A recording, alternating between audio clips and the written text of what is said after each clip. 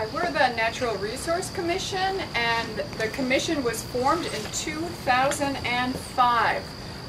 We meet every third Monday of the month at the Village Hall at 6 p.m. and today we conducted business earlier, but we are going on a tree walk to assess our champion and heritage trees for 2011.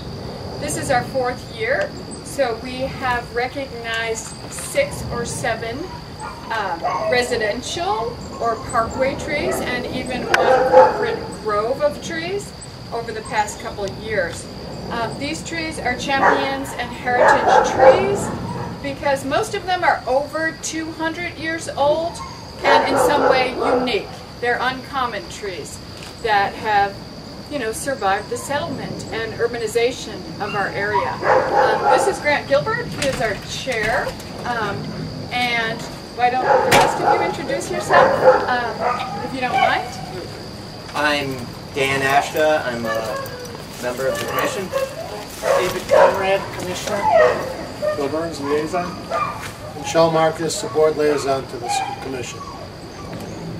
So we are about to get in our cars and on our bicycles and stop off at a couple of the 2011 nominations that are nearby. We have 6 altogether for this year.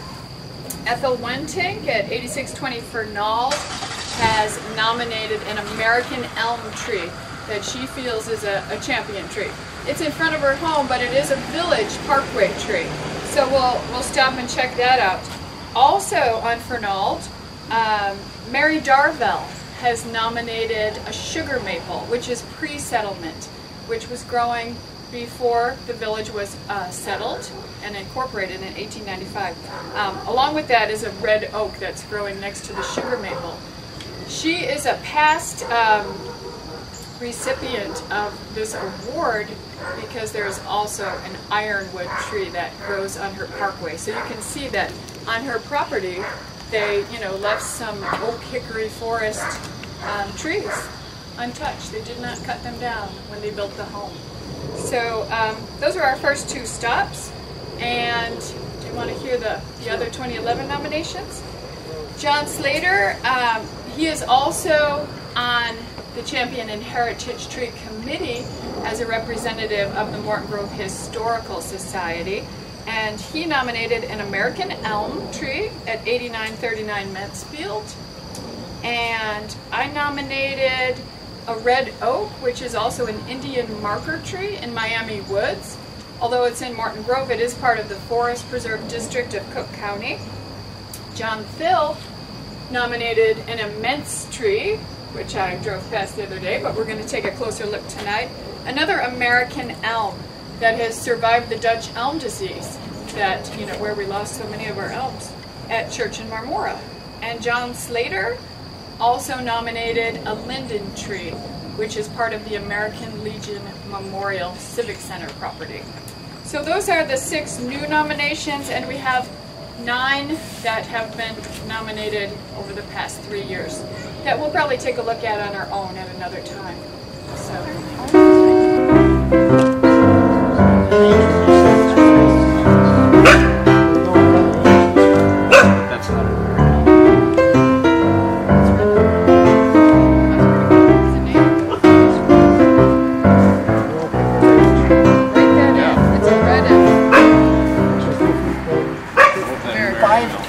We grade the trees on that have been suggested by our committee.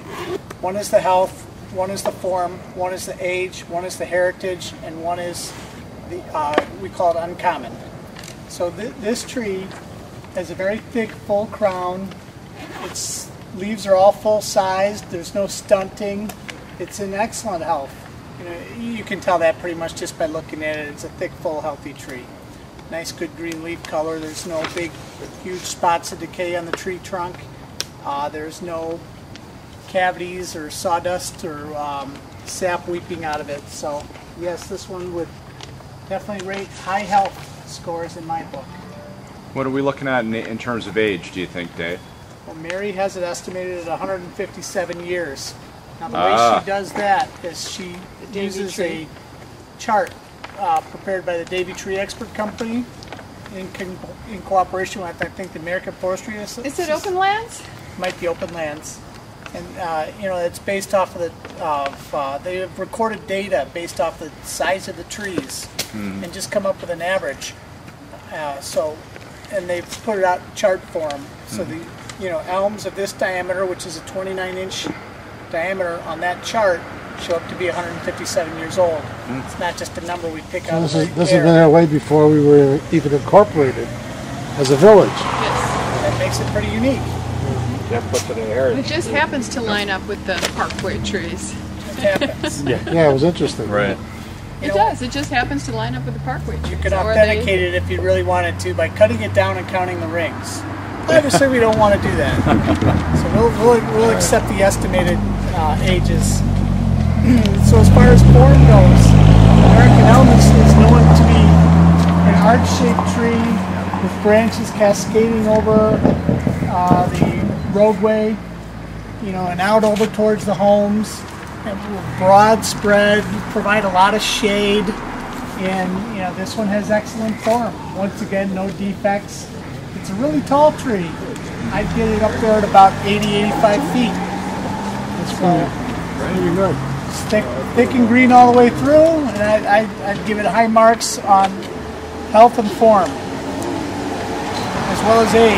I work for the Morton Grove Historical Museum, and we met with an archaeologist from the Forest Preserve District. Actually, he used to give historic river tours at our museum, but he pointed out these Indian marker trees, and there are two in Miami that he pointed out. There's one just a little north of here by the creek, west of the river, and both of the trees point to the same location. And Ed Lace is the name of the archaeologist who said that they pointed to the Niles Public Library approximately, where there was a natural spring. It was, so Indian marker trees always pointed the way to A place where there's water.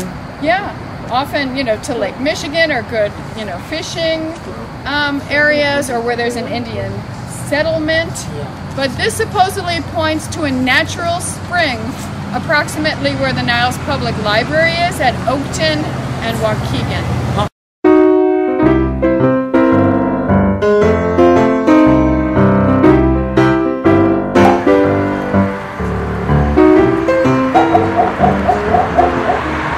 Here we are at another house on Fernald with a couple more beautiful trees. These, in my opinion, are definitely pre-settlement trees. I am leaning up against a 35-inch diameter sugar maple that would be easily 200 years old. And next to us is a 25-inch diameter red oak that's approximately 180 years old.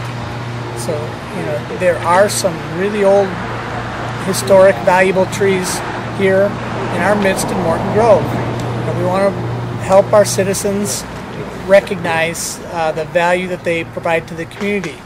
One of the things that these trees do for us is they help us with our stormwater. When it rains, the leaf area on these big, large, open canopy trees intercepts a lot of the rain and keeps it from ever hitting the ground and entering our storm sewers. Secondary things that it does is, so that rain that never hits the ground can evaporate back into the air. That's called evaporation.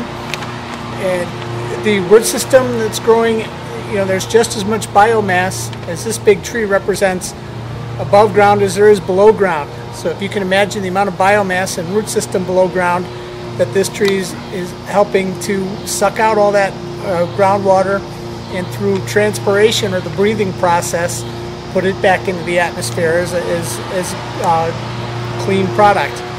And so the evapotranspiration that we get from our trees helps us with our stormwater problems here in Morton Grove.